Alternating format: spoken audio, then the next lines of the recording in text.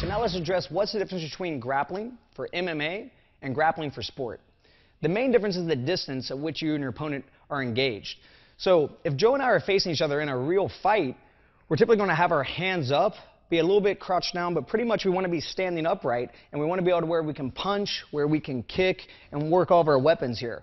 Now, in grappling, we don't have to worry about this when we're just grappling for sport. So typically our hands come down because we want to protect our legs from people shooting in for takedowns.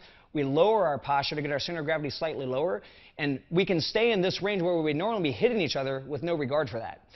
Now, this seems like an obvious thing, but sometimes when we start training jiu-jitsu, we start training judo, wrestling, all the different grappling styles, and we combine them together, getting ready for MMA, we tend to forget this very basic rule that a lot of techniques, while they work when we're just grappling, we have to modify them, even eliminate them when it comes time to really fight because of this distance. We have to always find ways on the feet to close the distance to get in here in an over-under clinch. Or if I'm down on the ground and say inside the guard position is a very common position in sport grappling. You'll see this a lot. People will lock their closed guard.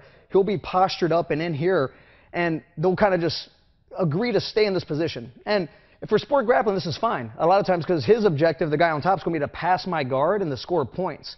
My objective is going to be to sweep him or submit him, and this can go back and forth for a while. The major issue in a real fight, whenever you watch a fight in a mixed martial arts competition, typically the person's going to start striking from here. They can headbutt, but they can punch, they can elbow. So I have one or two options here. I can either try to pull him down and keep him close, or if I can't pull him down and keep him close, I have to try to push him away using my legs and trying to defend myself from here. So there again, the main difference between grappling for sport and grappling for a real fight is that this distance we can't allow in a real fight. In a grappling match, this is fine. I can set up a lot of triangles, arm bars, submissions, trying to get people in and out of this range. But in a real fight, I always have to be watching out for the strikes.